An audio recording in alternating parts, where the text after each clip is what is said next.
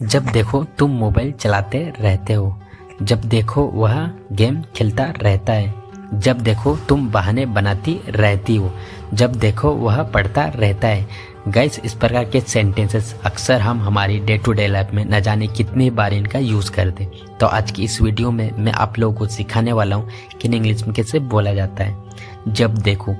इस प्रकार के सेंटेंसेस को इंग्लिश में बोलने के लिए जो टीचर का यूज़ किया जाता है वो है whenever it is seen, मतलब जब देखो plus subject plus keep oblique keeps plus verb में ING plus other word. Guys, यहाँ पे एक बात बता देना चाहूँगा, जो कीप है वो प्लूरल सब्जेक्ट के साथ में यूज़ होगा और जो कीप्स है वो सिंगुलर सब्जेक्ट के साथ में यूज़ होगा। तो चलिए गाइस, वीडियो को बिना देरी किए हुए वीडियो को स्टार्ट करते हैं। पहला सेंटेंस, जब देखो तुम मोबाइल चलाते रहते हो। When ever it is seen you keep operating mobile. When ever it is seen you keep operating mobile. जब देखो वह गेम खेलता रहता है। Whenever it is scene he keeps playing game.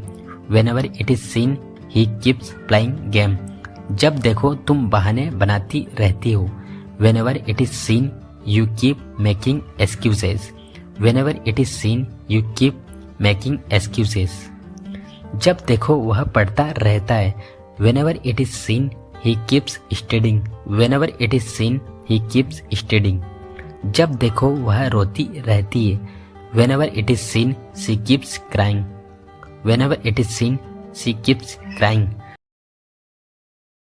वह अपनी बातों से कभी नहीं पलटती।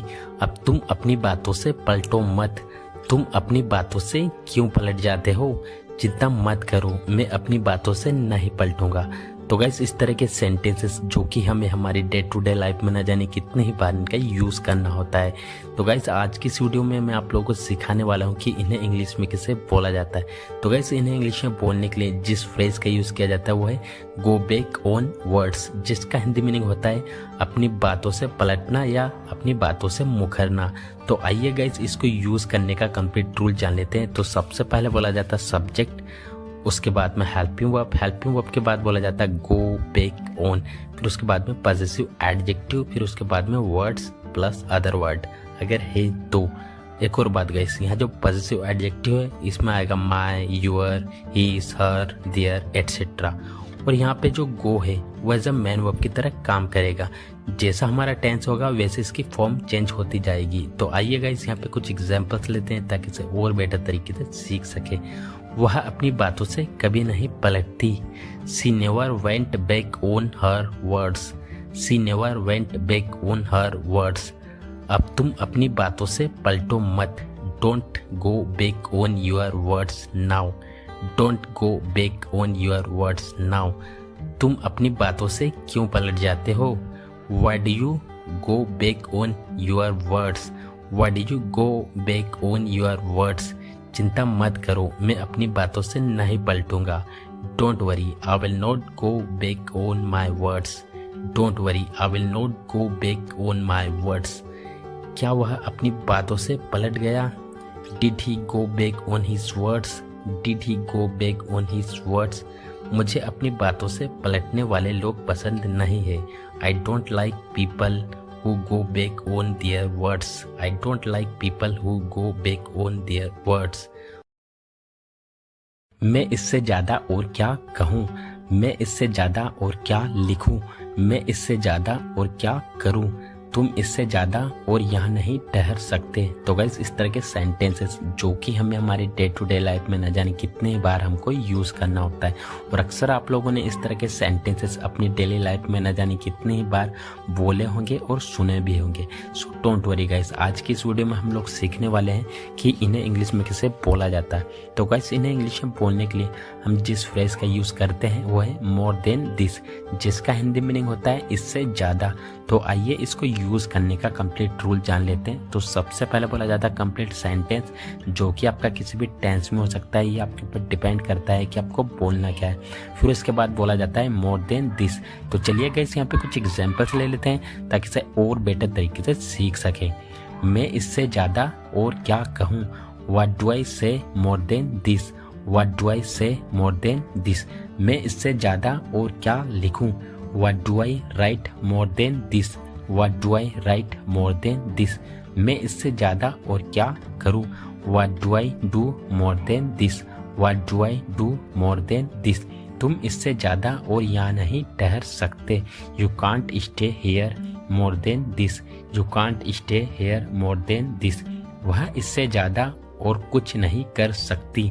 She can't do anything more than this, she can't do anything more than this, तुम्हें इससे ज़्यादा और कुछ नहीं बोलना चाहिए था। You should not have spoken more than this, you should not have spoken more than this, तुम्हें तो हर चीज़ में कमियां निकालनी है, तुम्हें हर किसी में कमियां नहीं निकालनी चाहिए। तुम उसके काम में कमियां नहीं निकाल सकते, उसने मेरे प्लान में कमियां निकाली। तो गाइस इस तरह के सेंटेंसेस को इंग्लिश में बोलने के लिए कौन से स्ट्रक्चर का यूज़ किया जाता है, आइए देखते हैं। तो इसके लिए जो स्ट्रक्चर का यूज़ किया जाता है वो है फाइंड फॉल्ट्स विथ समथिंग या फिर समवन। कहते हैं किसी चीज में या किसी इंसान में कमियां निकालना या फिर कमियां ढूंढना, इसकी बात की जा रही है। तो चलिए इसको यूज करने का कंप्लीट रूल जान लेते हैं। तो सबसे पहले बोला जाता है सब्जेक्ट, उसके बाद में हेल्पिंग वर्ब, हेल्पिंग वर्ब के बाद में फाइंड फॉल्ट्स विथ, फिर उसके बाद में ऑब्जेक्ट, ऑब्जेक्ट में आएगा आपका नाउन या फिर प्रोनाउन, किसी का भी आप जिक्र कर सकते हो। एक और बात गाइस, यहाँ पे जो फाइंड है वो एज अ मैन वर्ब है, वो हमारे टेंस के अकॉर्डिंग उसकी फॉर्म चेंज होती जाएगी, जैसा हमारा टेंस होगा वैसे उसकी फॉर्म होगी। तो चलिए यहाँ पे कुछ एग्जांपल्स लेते हैं ताकि इसे और बेटर तरीके से सीख सके। तुम उसके काम में कमियां नहीं निकाल सकते। You can't find faults with his work, you can't find faults with his work, हर किसी के काम में कमियां नहीं निकालनी चाहिए। You should not find faults with everyone, you should not find faults with everyone, क्या तुम कमियां निकाल रहे थे। Were you finding faults with it, were you finding faults with it, तुम्हें तो बस हर चीज में कमियां निकालनी आती है। You just know how to find faults with everything, उसने मेरे प्लान में कमियां निकाली। He found faults with my plan, he found faults with my plan, क्या वह हर चीज में कमियां निकालती है। Does she find faults with everything, does she find faults with everything, तुम मेरे काम में कमियां क्यों निकालते हो। Why do you find faults with my work, why do you find faults with my work। तो गाइस आज के लिए बस इतना ही। अगर आपको वीडियो अच्छा लगा तो वीडियो को लाइक करें, साथ ही साथ में चैनल को सब्सक्राइब करना ना भूलें। मिलते हैं ऐसे ही नेक्स्ट वीडियो में। Till then take care.